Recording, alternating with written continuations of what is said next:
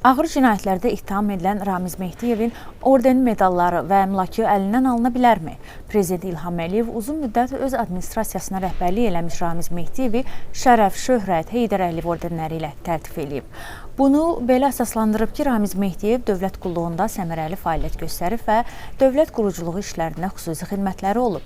İndi isə hüquq mühafizə orqanları işdən çıxarılmış Ramiz Mehdiyevi cinayət yolu ilə əldə edilmiş xeyli miqdarda əmlakı leqallaşdırma, dövlətə xəyanət və hakimiyyəti zorla ələ keçirmə və ya onu zorla saxlama maddələrində suçluyur. Hüquqşünas deyir ki, əgər bu maddələr təsdiqini taparsa, o zaman Ramiz Mehdiyevin təltifləri geri alına bilər.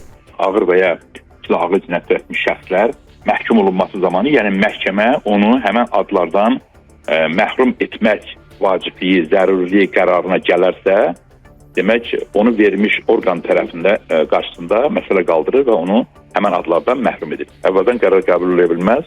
Yalnız məhkəmə onun təqsirliyini sübuta yetirir, onu cəza verir, məsələn, hər hansı bir cəza və bundan sonra da təqdimat qaldırır ki, həmən adlardan da məhrum edilsin. Azərbaycanın bütün ən yüksək ordenləri ilə təltif olunubdur. Dövlət təltiflərindən məhrum etməni Cinayət Məcəlləsinin 48-ci maddəsi tənzimləyir. Hüquqşünas namizəd Səfərov əlavə eləyir ki, Ramiz Mehdiyevin ittiham olunduğu maddələrdə birbaşa əmlakın müsadirəsi nəzərdə tutulmasa da, əgər məhkəmə əmlakın cinayət yolu ilə əldə edildiyi qərarını verərsə, bu zaman Cinayət Məcəlləsinin xüsusi müsadirə maddəsi də tətbiq edilib əmlakı əlindən alına bilər. Ramiz Mehdiyev haqqında məhkəmə hökmü yoxdur, amma bundan öncə oxşar ittihamlarla məhkum edilən bir sıra məmurların əmlakları müsadirə edilib. Məsələn, yeyinti və mənimsəmə ittihamı ilə Yevlaxın keçmiş icra başçısı Qoca Səmədovun, kütləvi informasiya vasitələrinin inkişafına Dövlət Dəstəyi Fonduna rəhbərlik eləmiş Vüqar Səfərlinin, bəzi MTN generallarının əmlakları müsadirə olunub. İndiyədək Prezident İlham Əliyev verdiyi medal və ordenləri geri aldığı hallar da olub.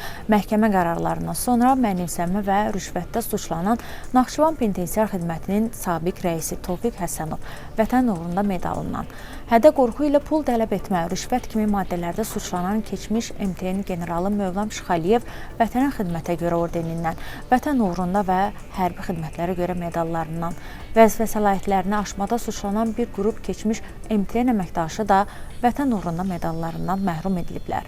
Hələ ki, nə Ramiz Mehdiyev, nə də yaxınları ona verilən ittihamlarla bağlı fikir bildirməyib.